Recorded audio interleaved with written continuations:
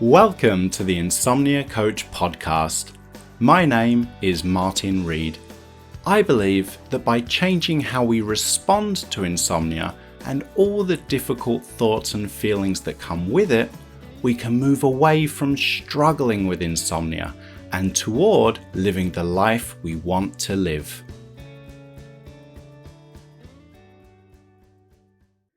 The content of this podcast is provided for informational and educational purposes only.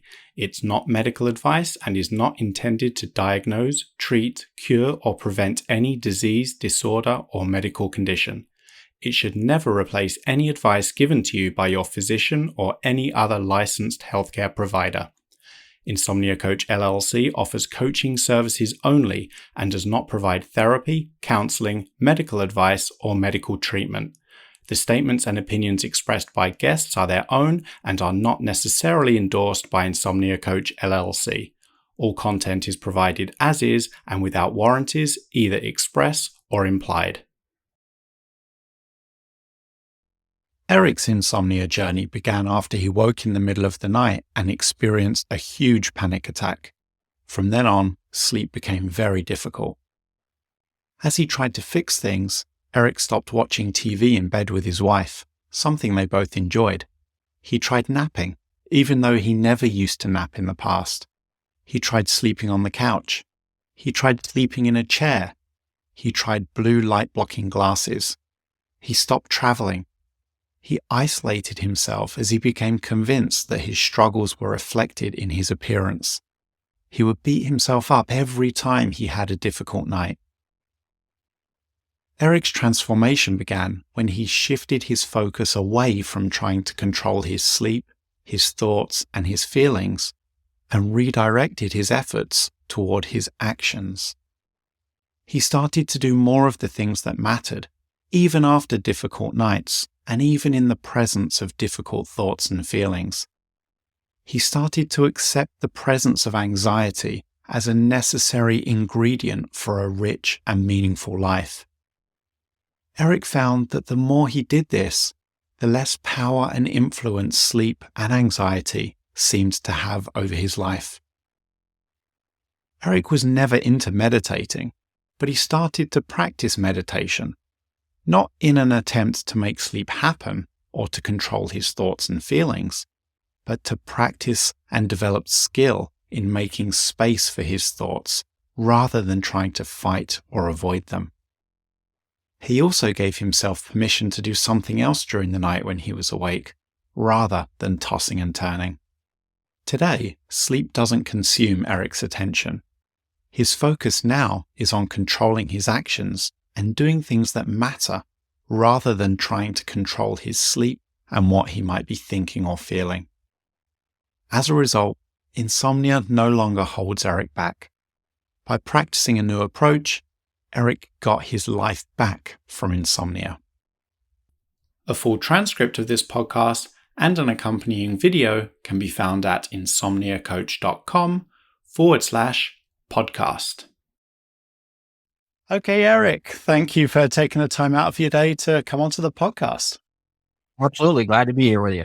Let's start right at the beginning. If you could just tell us a little bit about when your issues with sleep first began and what you think may have caused those initial issues with sleep. Yeah. That's a great question about like what caused them. Cause I think if I would have known that, it would have helped out a lot, but I really, struggled with that answer as to why. I know a couple of years ago, I had a couple of instances over the course of a year where I just was struggling. Like I would go 2 or 3 days and just not sleeping much at all. And it didn't really bother me too much at the time, but I've had a little bit of anxiety over the course of my life. And the more it started happening, the worse I started to respond to it. And then I had family over to my house during the holidays, and I had a rough night of sleep. I woke up in the middle of the night and I just was having like this huge panic attack. My heart was racing. I remember waking my wife up saying, I think I need to go to the hospital. Like I'm freaking out here. Everything's, it was really bad. And from that night on, sleep began very, very difficult. And I think probably it added pressure to me because I had family staying at my house. And now I'm like, oh my gosh, I'm not sleeping. My days were starting to get really bad. And that just led into a night after night after night. I had a looming doctor's appointment as well coming up, and I hadn't been to the doctor's in 20 years. And my wife was forcing me to go just to get my blood drawn, and I'm terrified of needles. So that, on top of everything else, it was just sleepless nights. And that's where it really, really started getting hard for me. Were panic attacks something you'd dealt with in the past, or was this just kind of it just appeared in the middle of the night out of the blue? Yeah, I mean, I was 41 when this started happening, but when I was younger, around 17, I had lost my mom when I was younger in my teenage years, and she battled heart disease her whole life. So I had some panic attacks at that point in time, thinking that I was going to inherit those types of heart issues, and anxiety can create some of those symptoms like you're having some type of health issues. And so I did that for about, I had issues for like 6 months at that point in time. And this was again when I was 17. And then, but the doctor told me I was fine. So that all went away. Never had any issues, no panic attacks, no sleep issues, nothing like that, leading up to this point in time. Some people can really pinpoint the initial trigger for their sleep disruption, which then morphed into this longer term struggle or issue with sleep disruption.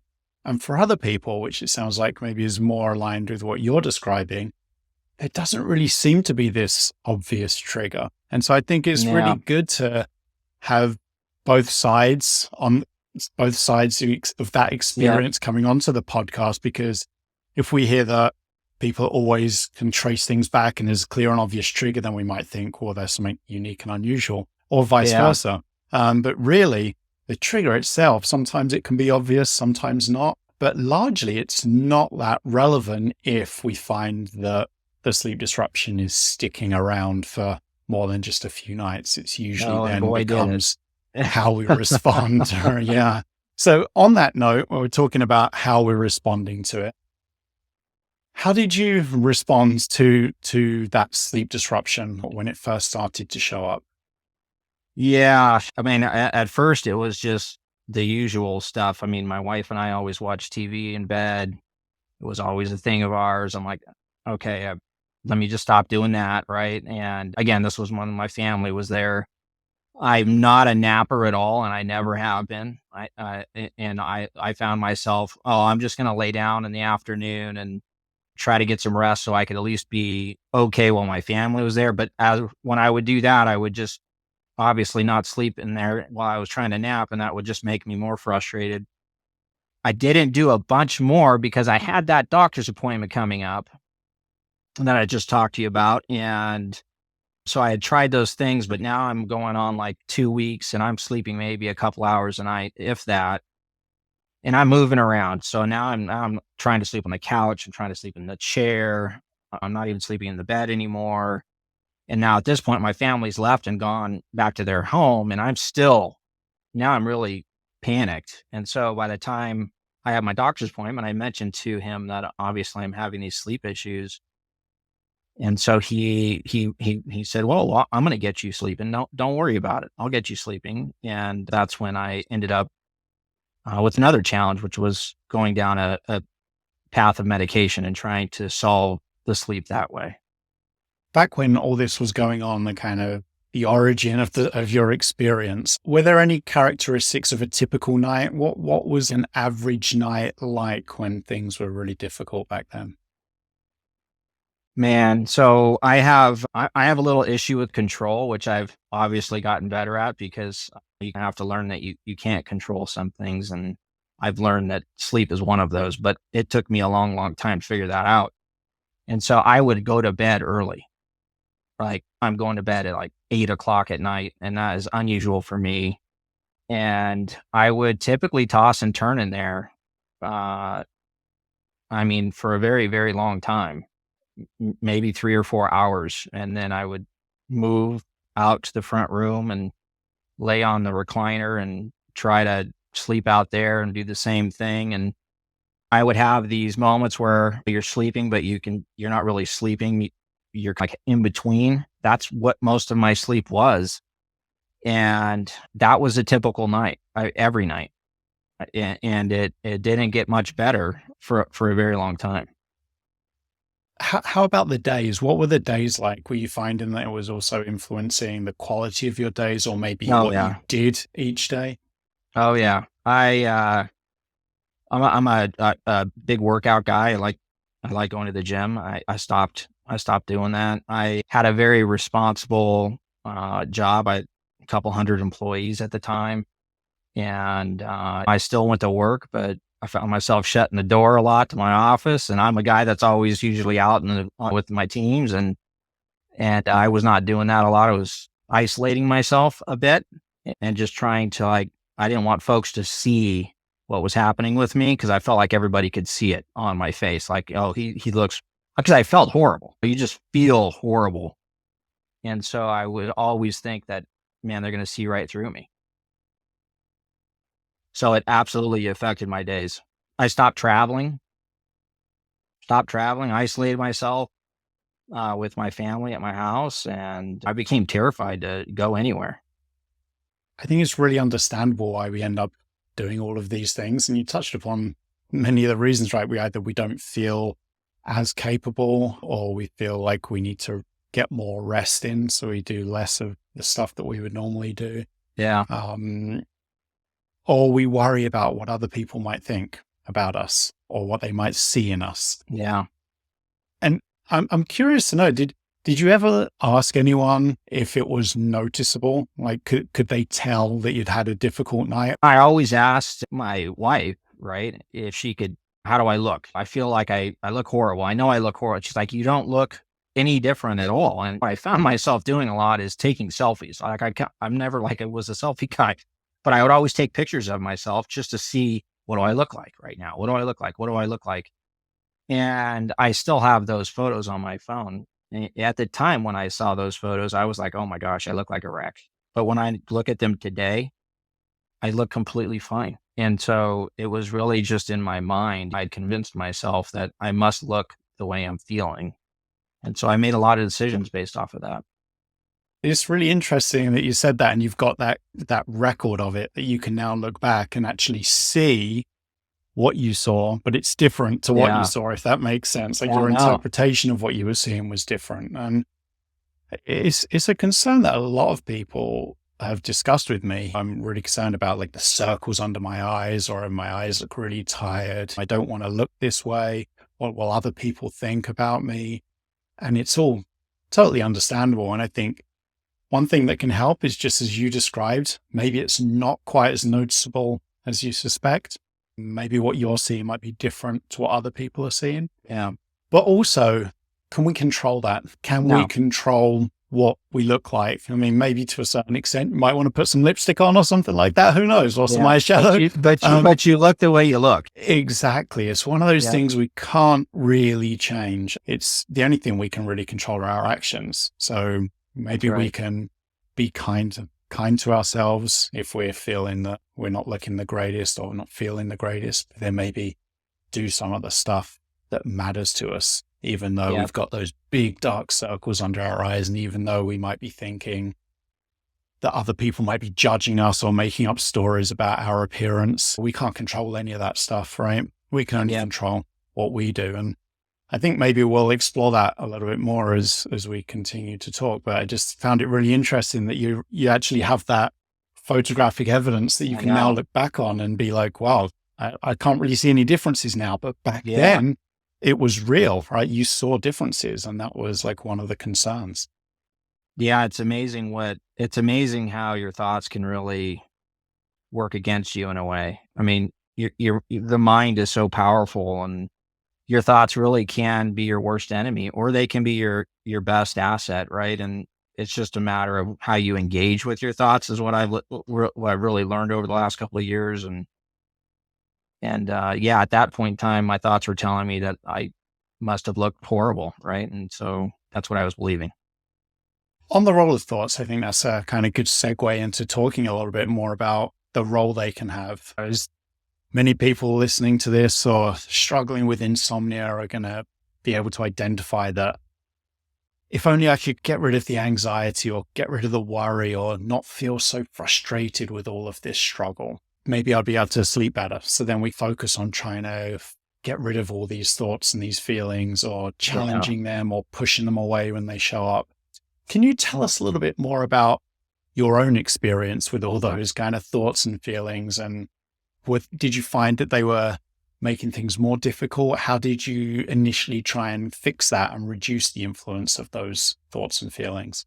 Yeah, I mean, they were really taking over. I had listened to many of your podcasts when I was going through this, and they really did help me out a lot. And I heard a lot of people talk about feelings and thoughts, and they were absolutely in my worst way. I was for a period there where I was really beating myself up and just thinking about it constantly thinking about it, looking up stuff, which would just make it worse. And now it's all I'm thinking about every day.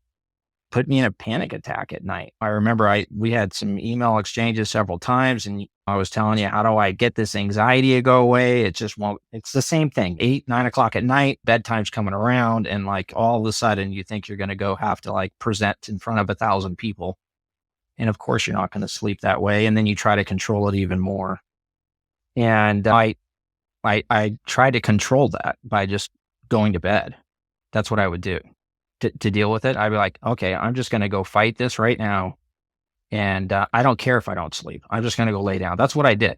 And that's why I had a really hard time with some of the tactics, was because I was just wanting to be in control. And so in order to deal with these thoughts, I would just go lay in bed, and I'd lay there and toss and turn, have a miserable night, and beat myself up all night about it. But at least I was in control and trying to deal with it that way.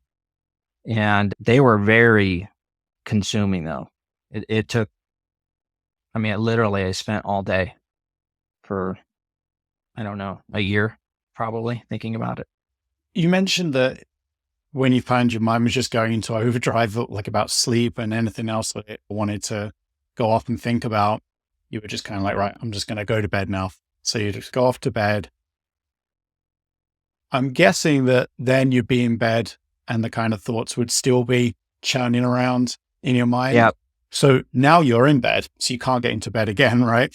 How would you respond then to when all these thoughts started to reappear once you were in bed?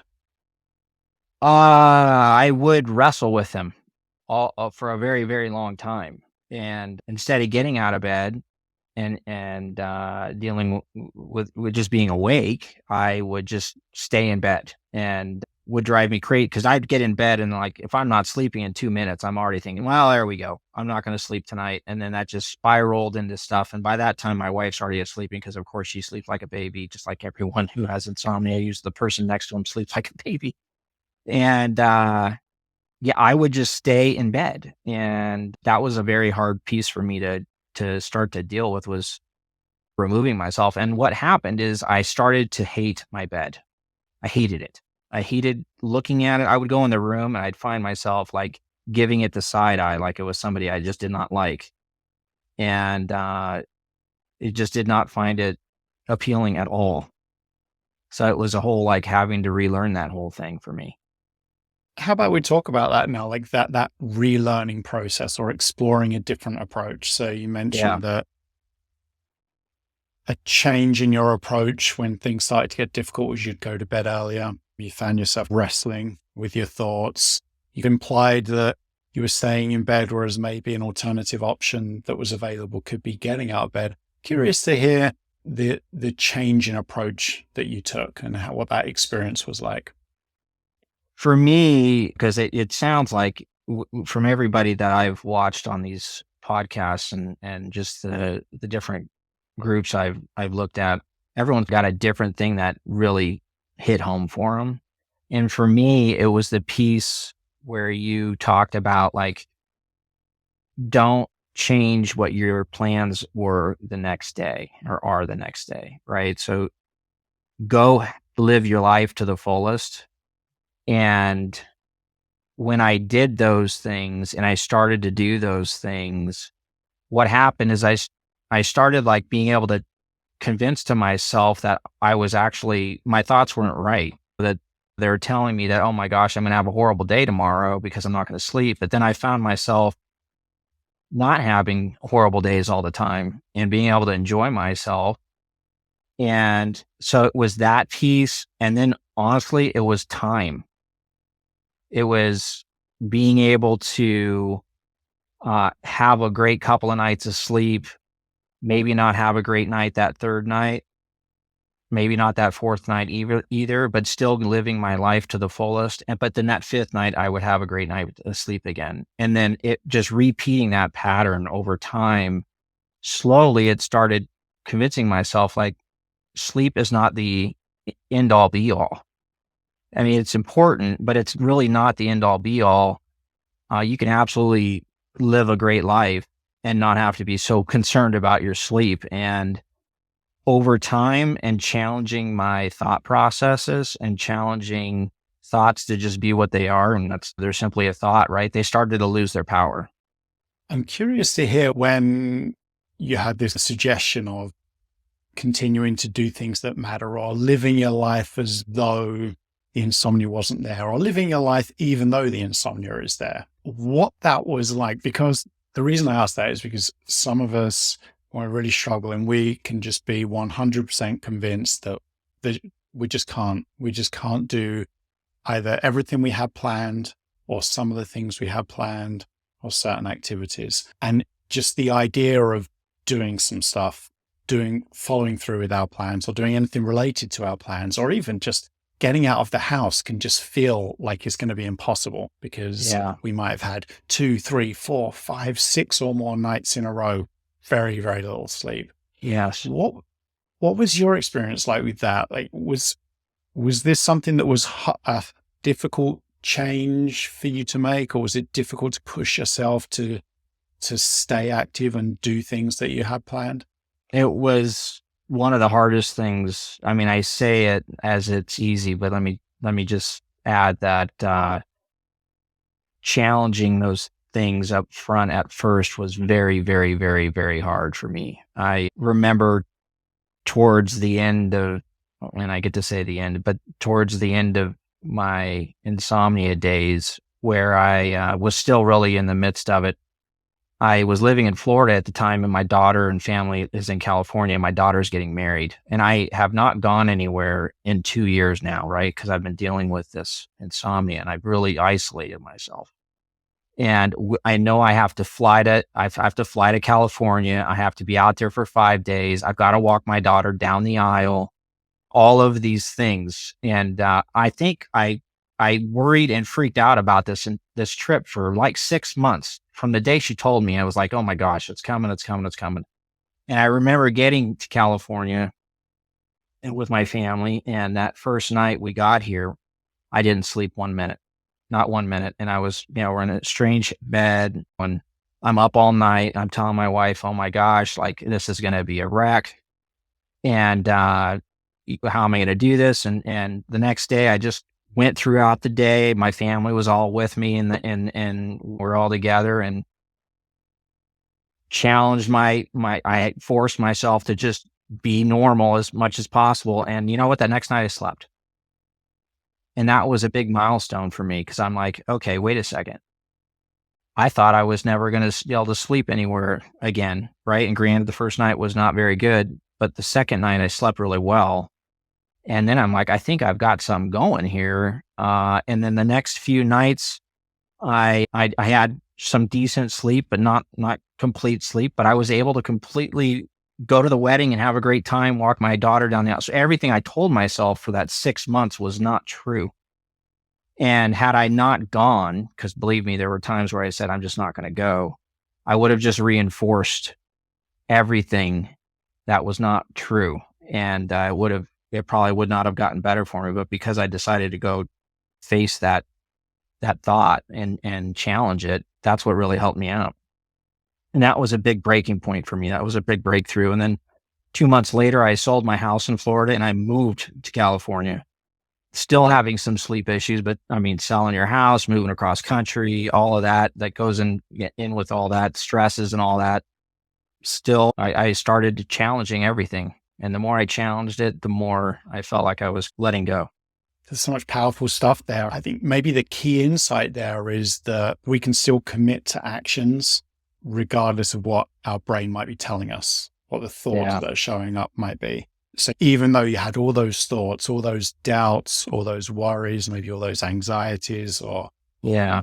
lack of confidence, I can't do this, I shouldn't do this, you went ahead and did it, even though your mind was just churning out all those different and very difficult thoughts, feelings, stories, Yeah. emotions. And I think when we have that experience of being able to recognize that we can still control our actions, regardless of what our mind might be telling us, that can Yeah. be really powerful to experience, that we have thoughts and we have actions, and our thoughts don't necessarily have to control our actions. That's something that we can still control no matter what our mind might be churning out. Yeah. And you know what else I was doing is I would have a night or two of bad sleep or no sleep. And that would start the whole thought, which you know is wrong, is I'm never going to sleep again. I don't know how many times I told myself that over and over and over again. Even if I would have a couple of good nights of sleep, the second I would have a bad night of sleep, I'm like, not going to sleep again. And for some reason, that was a very believable thought, even though I had been sleeping, eventually you fall asleep. And when you really start believing it, and I think it has to do with time. And I say time, meaning that you're not trying to do anything to fix sleep. Like you're challenging it 100% on your own without anything there to help you. Because once you add a crutch, then you start thinking the crutch is what caused it. For me, it was about, I'm not going to do anything. I'm just going to go at it. And then I started learning over time. And that's what brought the anxiety down, is your mind starts to learn that, hey, this isn't right. That thought is not correct. And so now, if I have a bad night of sleep now, which I still do, it's totally fine. It's totally fine. Tomorrow I'm going to the gym. I'm working out like crazy, and I know I'm gonna sleep eventually, and I do. That's another one of those places where there can be that disconnect, right? So we just both talked about that disconnect between our thoughts and our actions. Another one can be there's often a disconnect between our thoughts and our experience. So our thoughts might be telling us something like, we're never going to sleep again, ever, which is really scary. Yeah. But our experience tells us that's never happened. We might have a thought that says, if I go into work after another night of no sleep, I'm going to get fired. I'm going to lose my house. I'm going to be homeless on the streets. Our experience tells us, well, that's not happened. That's not to say it won't necessarily happen. Nobody can predict the future with 100% accuracy. But often this kind of stories our brain generates whilst it's working really hard to look out for us and protect us and help us do what matters, there can be this kind of disconnect between what it's saying and what we know from experience to be maybe more accurate or more likely. Yeah, I'm not a big reader, but I found myself doing lots of reading on anxiety and things like that, just trying to educate myself on it. And there was one thing that really stuck with me, and that was, there was this phrase, initiate to generate, right? And that's what you started doing. You have to initiate a situation in which you are going to feel anxious about in order to generate new learnings behind it, right? So it was initiate to generate. So I started just saying to myself, I'm nervous right now to go do this. But then I said, well, I have to go do it because I can't generate any new experiences behind that thought until I do it. And I had done these. I had anxiety about so many things because my anxiety took over at this point, because I was starting to believe in all of these thoughts, and I had to really relearn a lot of different things. And the only way you can really do that is to go out and challenge those thoughts and see that it's not all true. And by doing that, I was able to really get out of that dark spot I was in. I think another example of that whole thoughts versus experience, similar to what you were just describing, I think that's another reason why we can so easily get stuck, just trying so hard to make sleep happen or to wrestle with our thoughts and our feelings. We get tangled up in that struggle, and our Yeah. experience is telling us this isn't working. This has been going on for a long time. We're not really getting where we want to go. Yep. But our mind is telling us, well, I'm a little bit out of ideas here. Maybe you don't hear that part, but the brain's out of ideas. So That's it just right. kind of says, well, let's just keep doing what we're doing and we'll just try harder. So we'll just try even harder to get rid of these thoughts, these feelings. We'll try even harder to make sleep happen. We'll try even harder to get rid of that wakefulness. So that's just another one of those kind of disconnects, right? So we can be convinced that we just need to keep doing what we're doing. Maybe something will change. But our experience, on the other hand, is telling us, well, look, nothing's been changing up to this point. But it can be really hard because our thoughts can be so convincing, right? They can just seem like they're 100% true, they're complete facts. And we trust our brains, right? We recognize that the brain has been with us our whole lives, generally does a good job of steering us in the direction we want to go. So when we get these thoughts that are scary, worrying, big obstacles to the life we want to live, we can just assume that they're 100% true 100% of the time. And that's just another one of those areas where we can get a little bit tripped up. That's right. Yeah. I mean, it snowballs. I mean, you start worrying about sleep and that can really get your fight or flight activated. Right. And now that transfers over to other things in your life. And now all of a sudden your anxiety is just running on superpower and at no fault of your own, right? It's just that's what happens, and then your mind can really become a little bit addicted, unfortunately, to worry, and you can find yourself just doing it more and more and more. And sleep could have been the cause of that initially, or maybe that was the effect of you worrying about other things. I don't know, but either way, that whole thought process is a game changer, and it's helped me in other parts of my life that would give me anxiety before. Now I don't engage with those thoughts like I used to. Going back to that experiment that you said that you were doing, I've forgotten the phrase. It was initiate to generate. Initiate to generate. Yeah. Let me ask you a question about that. Did you find that maybe whilst you were engaged in those experiments, that it reminded you or made you more aware of the fact that when we do things that matter to us, even not completely unrelated to sleep, but just when we're doing things that matter to us, things that are important, often some difficult stuff will come with that. So, for example, off the top of my head, just the idea of walking your daughter down the aisle. Oh, what if I trip? I'm going to feel some anxiety, maybe some worry.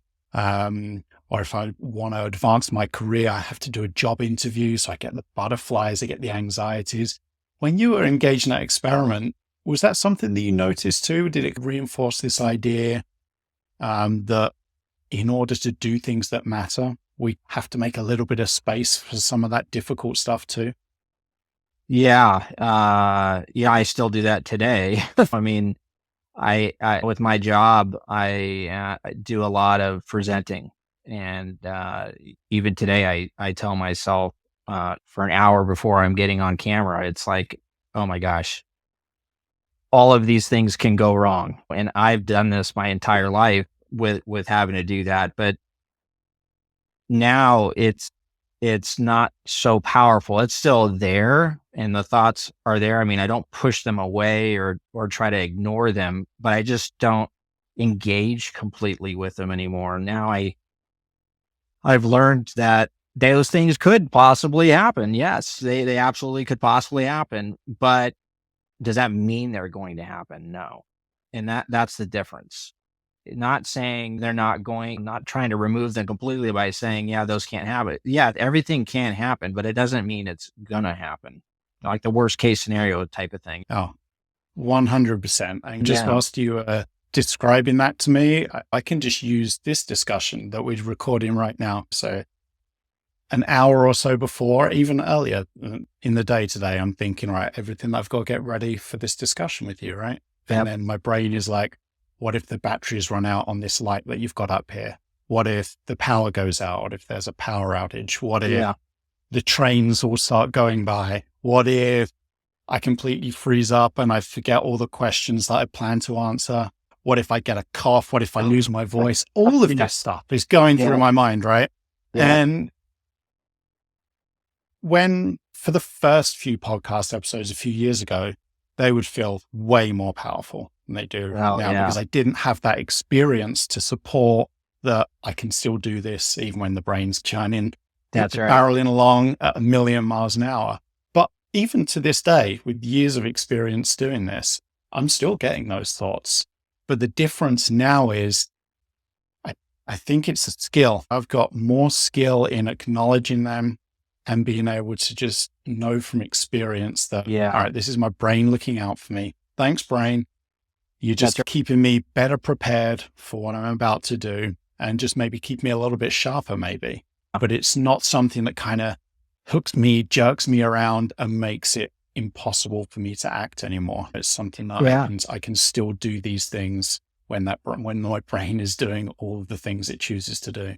Yeah, because your mind just it's just trying to protect you, right? It's trying to protect you from an embarrassing moment or from failure. And unfortunately, we all are really scared of failing these days. I mean, it's just what we're brought up with, right? Don't fail. And so, everything that you're doing, you convince yourself of that. But you're right.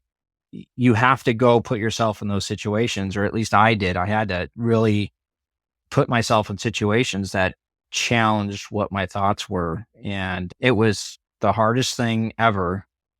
And it didn't always feel good. And I think that's the key. Like sometimes you'll go do it.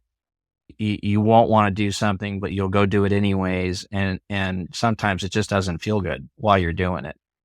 But when you're done doing it, even though it didn't feel good, it's still another learning experience. Like I didn't die. It wasn't the end of the world. Yeah, it wasn't the greatest of times, but it wasn't the worst of times. It wasn't the end of the world. And so just making sure you go and do those things is extremely important. And it really helped me out with my sleep. I think sometimes it can be helpful to just maybe ask ourselves what the alternative is to whatever we're doing. So if we feel like what we're doing now isn't getting us where we want to be, is there an alternative approach? So for example, if we're calling sick to work on a lot of days, if we're canceling plans, we might just ask ourselves, is there an alternative here that we can even just experiment with? If we're spending a lot of our time battling with our thoughts, trying to push them away when they arrive, wrestling with them, is there an alternative here? Because sometimes just like you touched upon when you said, I would just do things. I would still do things even after difficult nights, even when those difficult thoughts and feelings turned up. Because if we don't do that, what is the alternative in that example? It's doing less of the things that matter. And when we do less of the things that matter, we tend not to get to where we want to be or where we want to go.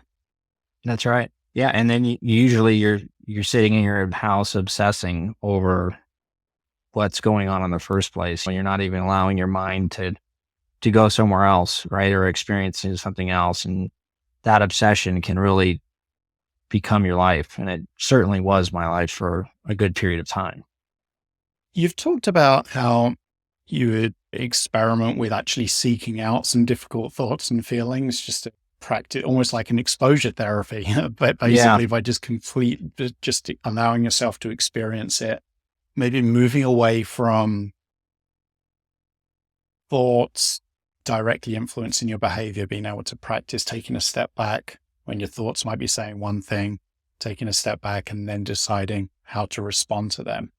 Was there anything else that in your experience was helpful in terms of letting go of that struggle with the thoughts and the feelings that tend to show up either when you're awake during the night or when your brain starts to think all about sleep and the upcoming night during the day? Really, for me, it was really that piece that we've already touched on, which is just trying to challenge the next day. And I really needed to convince myself that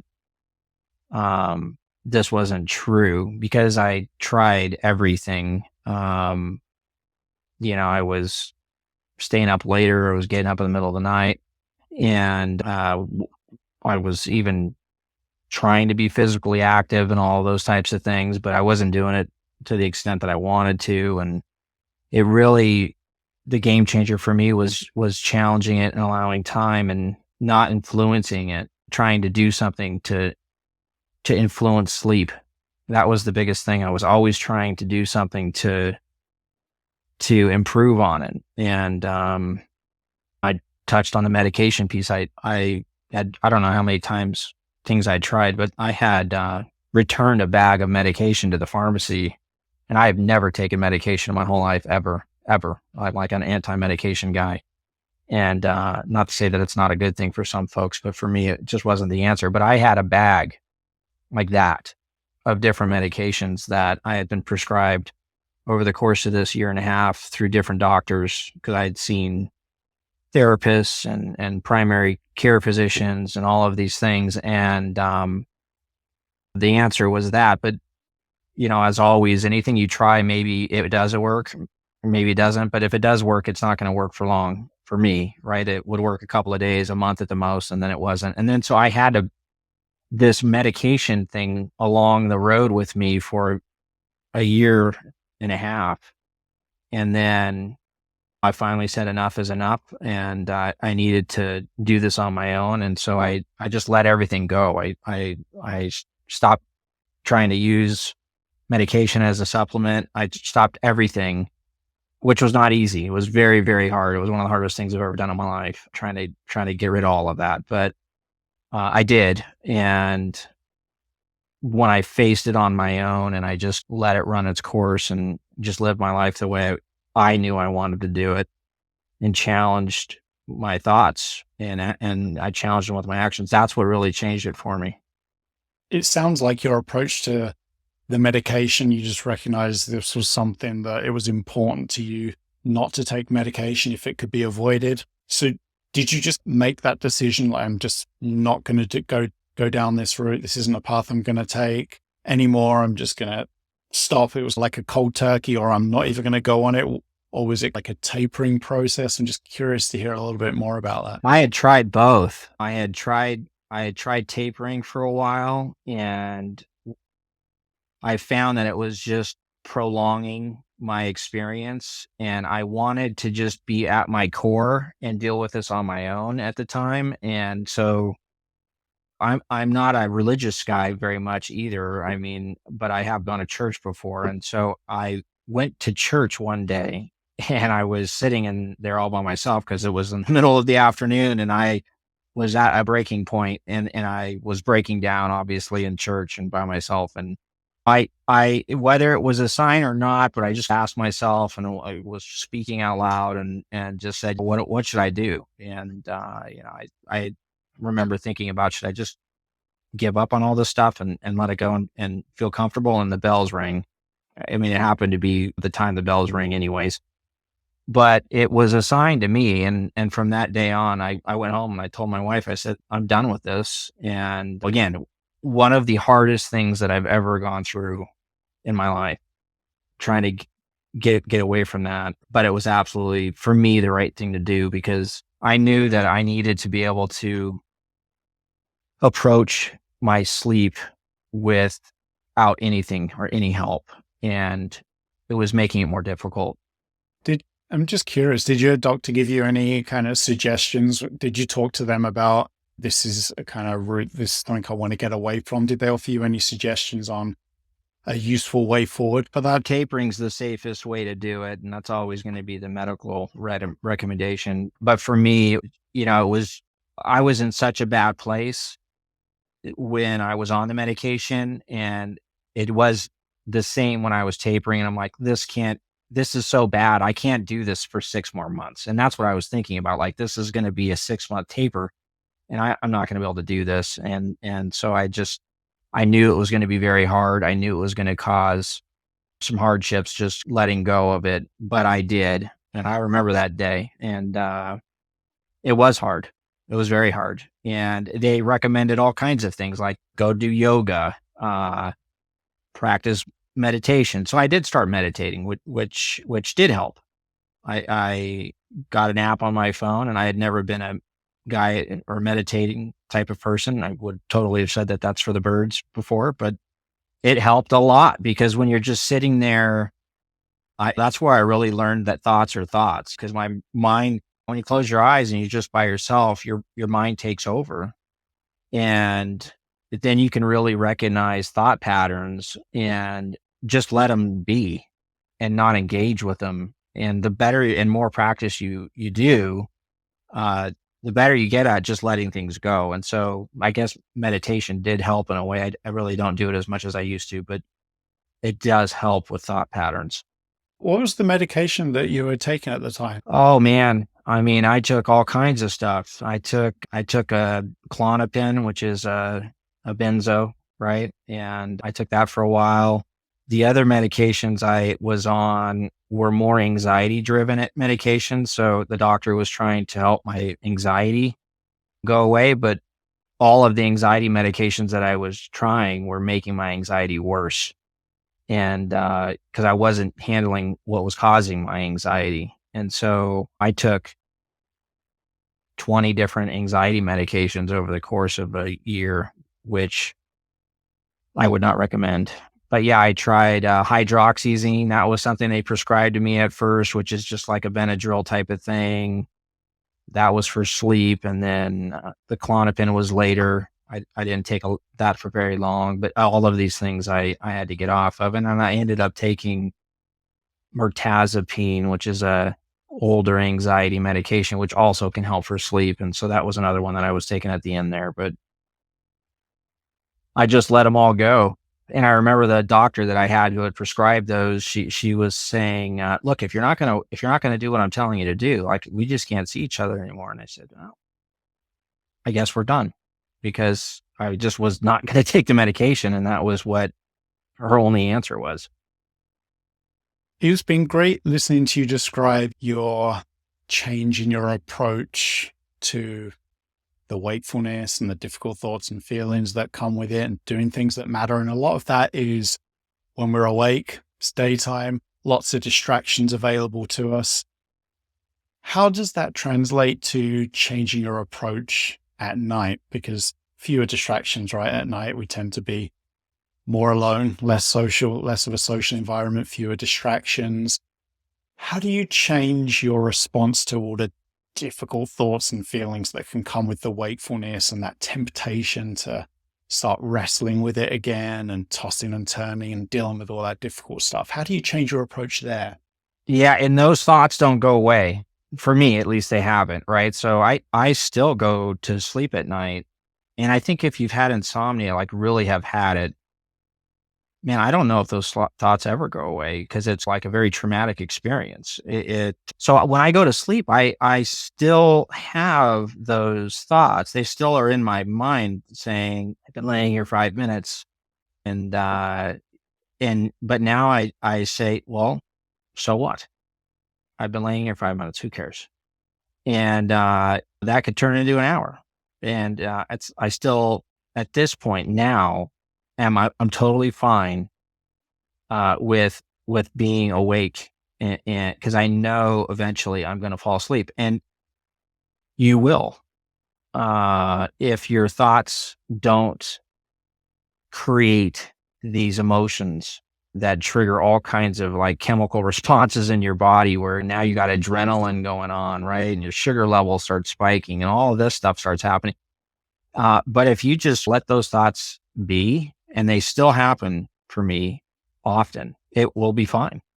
Like you fall asleep. And I don't find myself thinking about it very much though before I get in bed anymore. So like when it's dark and it's 8 o'clock, I'm enjoying my evening with my wife and my son. And sometimes I go to bed with my wife. Sometimes I stay up and watch TV. It's no big deal anymore. But when I get in bed, I close my eyes. There's the thoughts still happen, and it's totally okay. And I would say it's okay if those thoughts are happening. That's what I would say to myself if I could. It's totally fine that those thoughts are happening. It doesn't mean anything. But that's not easy when you're going through it. Oh man. Yeah, exactly. And I'm so glad that you do keep emphasizing that, because it's, I think is one thing to say, yeah, I just have to allow these thoughts. But the thing is, we don't want to allow them because they don't feel good. No. But again, it's going back to what's the alternative? If we don't allow these thoughts to just flow through us, to come and go as they choose, the alternative is to battle with them. What does your own experience tell you there? If your own experience is telling you that battling isn't really helping, then maybe it's time to experiment with that new approach. Yeah. And allow the thoughts to come and go, even when they are really difficult. It is so hard to, I mean, I heard folks say that on these types of calls, and I'm like, wait, that sounds amazing. Like, please, I just want to be that person. Like, how are they doing that? How does that just happen? And going back to what I said before, it only happened for me when I started to just one night of no sleep, 2 nights no sleep, 3 nights no sleep, I didn't care. I went and did what I wanted to do. It was very hard to do it sometimes, but I did it anyways. And so when I started laying in bed and those thoughts would happen, now I could tell myself, like, what's it matter? Like, tomorrow I'm going to do what I'm going to do anyways. It doesn't really matter. Like, I don't need to have a sleep tonight. When that's hard to, again, say when you're sitting on the other side of it. But at the end of the day, if you get up the next day or stay up, you can go do what you want to do. You can go do whatever you want. You'll probably surprise yourself. And so the thoughts lost their steam after that. But when I wasn't living the life I wanted to live, when I was purposely not going out, when I was not seeing my friends, when I wasn't just going to the gym and doing all these things, not flying around, like I love traveling and not doing any of that, it really gave all those thoughts power. And so those thoughts become real powerless when you just, who cares? And it doesn't happen overnight. I mean, this is a process. Absolutely, it is a process. I'm keen to hear your thoughts on that. If you are going to reflect back on when you were really tangled up in the struggle and it felt really difficult when you get to a point where it feels like I can live my life independently of this stuff. It's not something that is always on my mind. I'm always trying to troubleshoot. If you had to put an approximate timeline on that process, on that part of the journey, how long would you say roughly that took? When I really started challenging my thoughts and doing what I wanted to do and live the way I want to, I really saw slow progress over the course of maybe 3 or 4 months. And so I was constantly having to challenge things. And then it took about 6 months for me to start really feeling comfortable about those difficult thoughts. So it was not overnight. And I don't think everyone's timeline is the same. I will say that when I listen to some of the things, I'm like, well, man, maybe their situation just wasn't as bad as mine. And so I would keep telling myself that. So I wanted to really tell everybody who's going to listen to this that I was literally in the worst case scenario possible in my mind. Like, it was that bad, just knowing who I am, where I was at. And so it took longer for me. It wasn't overnight. But I kept at it. I kept doing it and doing it and doing it, and just wouldn't let sleep prevent me from doing what I wanted to do. And I took on another job. I got promoted. All these things happened while I was challenging all of this stuff. And yeah, I'm here today because I did that. Yeah.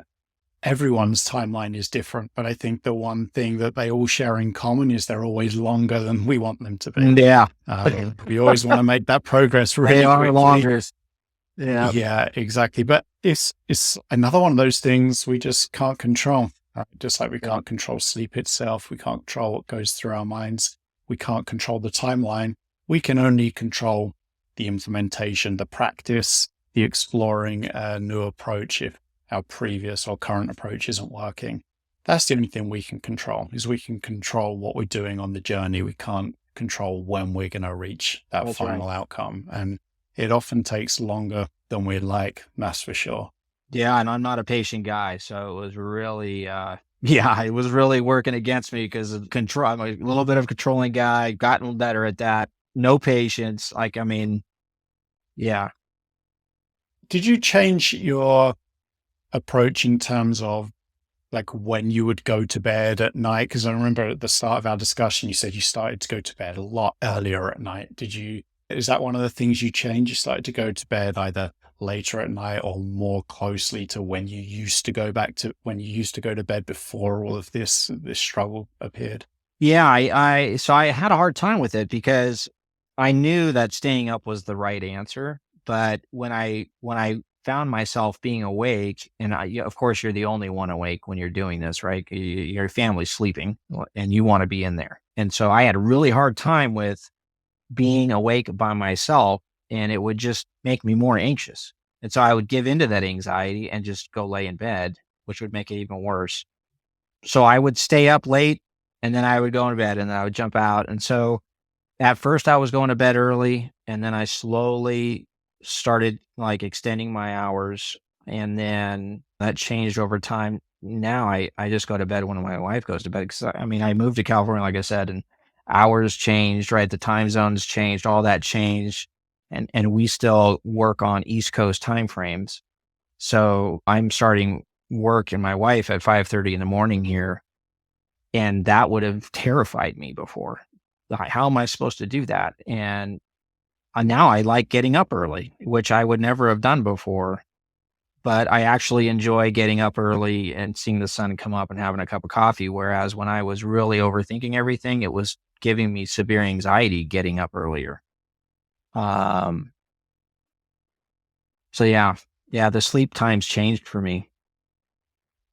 And how about responding to the wakefulness with actions during the night? Were you one of those people that found it helpful to get out of bed when your mind was in overdrive, or were you one of those people that preferred to stay in bed and just experience the thoughts, practice allowing them to flow? I'm curious what your approach was there. Yeah, I towards the end I got a lot better with getting out of bed, and I became okay with being awake. And I when I would get out of bed at first, I was doing things that were not natural to myself, right? Because a lot of people just recommend, well, do something boring, right? That's not super engaging, and that's exactly what it was. It was super boring.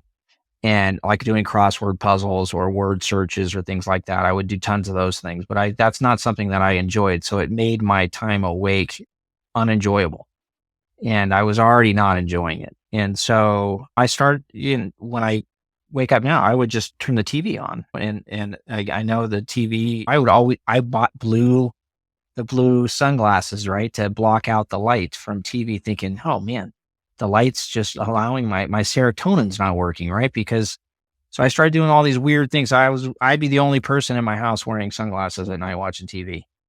And that obviously didn't help at all, but I was doing it anyways. So I was looking for anything. But then now if I wake up, I just watch TV, and I'll watch a show, and then I'll go lay down again and see if I fall asleep. And I usually do. But most times I'm go to bed with my wife, and uh, I'm sleeping pretty quick. I think really what it comes down to is just that more natural approach, right? You move away from the rules and the rituals, whether it's I have to wear a certain type of glasses or I can't watch TV. We come up with all these rules and rituals for ourselves, even though if we're able to reflect back on a time in our lives when sleep wasn't a concern, will we engage in all Yeah. those rules and rituals No. back then? And if not, maybe that tells us something. Yeah. There's always some insights to be gleaned there. And what I really like was the fact you touched upon a few times during our conversation was there are still some difficult nights from time to time. You're not some kind of superhuman that's having a great night of sleep every single night. No. What's different now? I mean, first of all, are you still having some difficult nights from time to time? And if so, what's different in terms of how you respond to them now and the kind of influence they might have over you? Yeah. I thought over the course of my life, I've always been an amazing sleeper. But in reality, I was telling myself that when I was going through this, not remembering that, man, most people don't sleep great every night. And I was not anything out of the normal. I had nights where I didn't sleep great, but totally forgot about that when I was going through it. I was like, I went from 0 to nothing, or 100 to nothing here. Today, I would consider myself not having insomnia anymore. That I would absolutely consider. But does that mean I don't have a night once a week where I'm getting 3 or 4 hours versus 8? Yeah, that absolutely can happen. I don't give it any attention now, because I know and I'm confident, like, I'm gonna sleep great probably the next night, and usually I do, right? I mean, that's just what happens, right? Your body knows when to sleep and when not to sleep if you're not trying to play around with it. And so, it's not abnormal for me to have a rough night, and I wouldn't even consider it a rough night anymore. I would consider it's just me laying in bed comfortably. I'm just not sleeping, and that's totally fine. It's okay for me now, and the bed is now a comfort for me. I enjoy being in there whether I'm awake or not, whereas before it wasn't. And so, yeah, it's not like all of a sudden I had insomnia and then all of a sudden I'm a perfect sleeper again. That's just not the reality of the situation.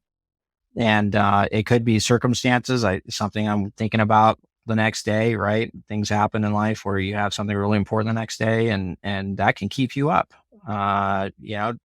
There's all kinds of things and explanations as to why maybe you don't have a great night of sleep, and that's okay. It's totally normal. I think that's what I finally understood, is it's totally normal. Yeah, absolutely. Well, Eric, I'm really grateful for the time you've taken out your day to come on and just share your experience and your story and your insights. There's so much great stuff there. I do have one last question for you, which is a question that's quite similar to my final question for every guest. So I'm going to ask you the question too, and it's this. If someone with chronic insomnia is listening and they feel as though they've just tried everything, that they're beyond help, that they'll just never be able to move away from this struggle with sleep, this struggle with insomnia, what would you say to them? I would say that I was absolutely right there where they are right now, and absolutely believing that there was no hope for me either. And I say that from the bottom of my heart because it's absolutely true. And being here today, I am very grateful for it, because I never thought I would be here today. But I would tell anyone who's sitting there listening to this and really having a hard time that to be, you said, kind to yourself and not beat yourself up over it, because if you could choose not to be in the situation you're in, you would probably not choose to be there. And so it's not your fault. You're not doing anything wrong. And to go out and live your life the way you want to live it, no matter how hard it is, to just do it. And especially do it those nights where it's rough sleep, go out the next day and do everything that you planned on doing. If you're avoiding doing things, go do them, and it will be okay. It will be okay. You'll convince yourself that it's going to be okay by showing yourself it's going to be okay. All right. I think that's a great note to end on. So thanks again, Eric, for taking the time to come onto the podcast. Yeah, I appreciate your time, Martin. Have a great night.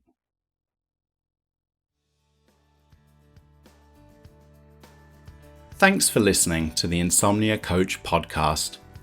If you're ready to move away from struggling with insomnia and toward living the life you want to live, I would love to help.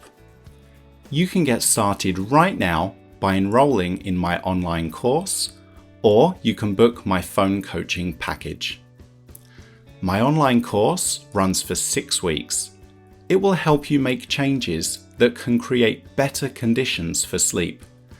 It will help you identify and get rid of any behaviors that might be making sleep more difficult, and it will help you respond to insomnia and all the difficult thoughts and feelings that come with it in a more workable way.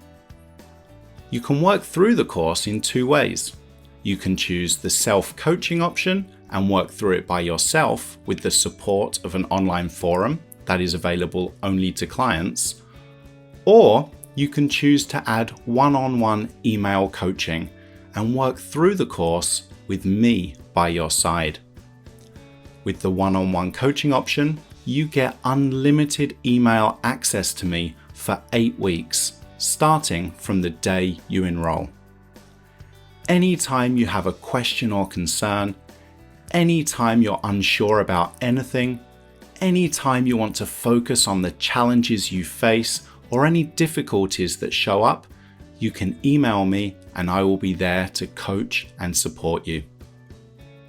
With the phone coaching package, we start with a 1-hour call, voice only or video, your choice, and come up with an initial 2-week plan that will help you create better conditions for sleep and practice moving away from struggling with insomnia and all the difficult thoughts and feelings that come with it. You get unlimited email access to me for 2 weeks after the call and a half-hour follow-up call at the end of the 2 weeks. You can book the phone coaching package at insomniacoach.com/phone. I hope you enjoyed this episode of the Insomnia Coach podcast. I'm Martin Reed, and as always, I'd like to leave you with this important reminder. You can sleep.